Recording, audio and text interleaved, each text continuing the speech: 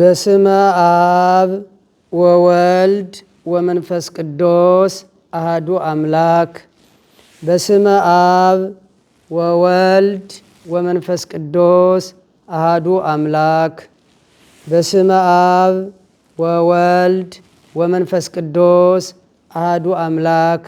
ክርስቶስ ተንሥአ እሙታን በአቢይ ኃይል ወስልጣን አሰሮ ለሰይጣን አግዓዞ ለአዳም ሰላም እምይእዜሰ ኮነ ፍስሐ ወሰላም። ከሁሉ አስቀድሞ ለዚህ ዕለት ለዚህ ታላቅ ቀን ላደረሰን ለአምላካችን ለልዑል እግዚአብሔር ምስጋና ይድረሰው። ለወለደችው ለእናታችን ለቅድስት ድንግል ማርያም ምስጋና ይድረሳት። ለቅዱሳን መላእክት፣ ለቅዱሳን ነቢያት፣ ለቅዱሳን ሐዋርያት፣ ለቅዱሳን ሰማዕታት፣ ለቅዱሳን ጻድቃንና ለቅዱሳን አጠቃላይ ምስጋና ይድረሳቸው።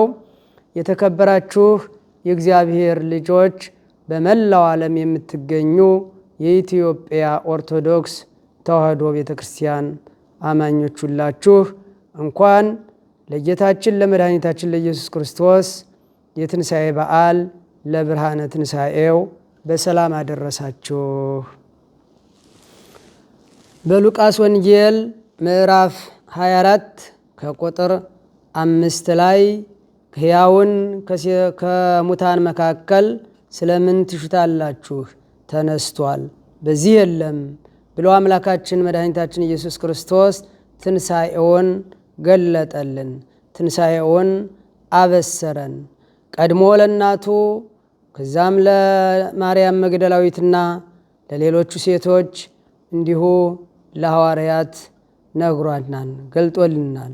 አምላካችን መድኃኒታችን ኢየሱስ ክርስቶስ በሕማሙ በመከራው በቁስሉ በሞቱ ሞታችንን እንደደመሰሰልን ሁሉ በትንሣኤው ትንሣኤያችንን አረጋግጦልናል።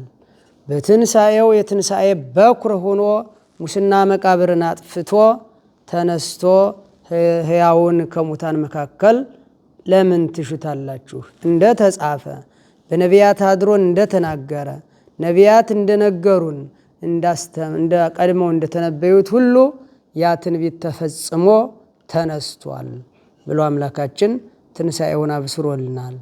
ስለዚህ ዛሬ የምናከብረው የትንሣኤው በዓል ታላቅ ዕለት ነው።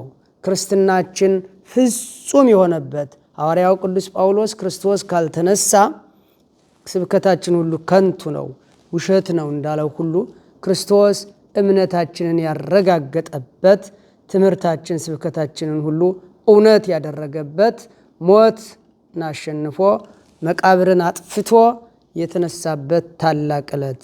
ለዚህ ነው ነቢዩ ዳዊት ዛቲ ዕለት እንተ ገብረ እግዚአብሔር ንትፈሳ ወንተሐሴ ባቲ፣ እግዚአብሔር የሰራት እግዚአብሔር ያዘጋጃት ሐሴት እናደርግባት ዘንድ ያዘጋጃችት ታላቅ ዕለት ብሎ የገለጣት።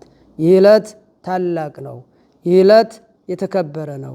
ይህ ዕለት ነፍሳት ከሲኦል ወደ ገነት የገቡበት ነው። ይህ ዕለት ዲያብሎስ ከነሰራዊቱ የተሸነፈበት ነው። ይህች ዕለት ሲኦል ባዶዋን የቀረችበት ነው። ባዶዋን ተበርብራ የቀረችበት ነው። ነፍሳት ሁሉ ወደ ገነት የገቡበት ታላቅ ዕለት ንትፈሳውን ታሴባቲ፣ ሐሴት እናደርግባት ዘንድ የተዘጋጀች ዕለት፣ ደስታ እናደርግባት ዘንድ ያዘጋጃት እግዚአብሔር የሰራት ዕለት ይች ታላቅ ዕለት። ስለዚህ በዚች ታላቅ ዕለት በቤተ ክርስቲያን ተገኝተን በማህሌት በኪዳን በቅዳሴ እንዲሁ ደግሞ ስጋውን ደሙን በመቀበል በረከት ማግኘት ያስፈልጋል ወገኖች። ቅዱስ ስጋውን ክቡር ደሙን ተቀብለን የዘላለም ሕይወት ማግኘት አለብን። ትንሣኤውን ማረጋገጥ አለብን። የእኛ ከኃጢአት የምንነሳበት በዚህ በቅዱስ ስጋውና በክቡር ደሙ ነውና እርሱ ፋሲካውን ለማክበር ራሱን አወርዶ ራሱን አወራርዶ ስንፍናን ትታችሁ ኑ ወደ እኔ፣ ስንፍና ያለበት ሰው ቢኖር ወደ እኔ ይምጣ እያለ ይጠራናን ጌታችን መድኃኒታችን ኢየሱስ ክርስቶስ። ስለዚህ ስንፍናን ትተን ቅዱስ ስጋውና ክቡር ደሙን ተቀብለን በሕይወት በጥበብ መኖር ያስፈልጋል። ጥበብ ማለት ደግሞ መድኃኒታችን ኢየሱስ ክርስቶስ ነው።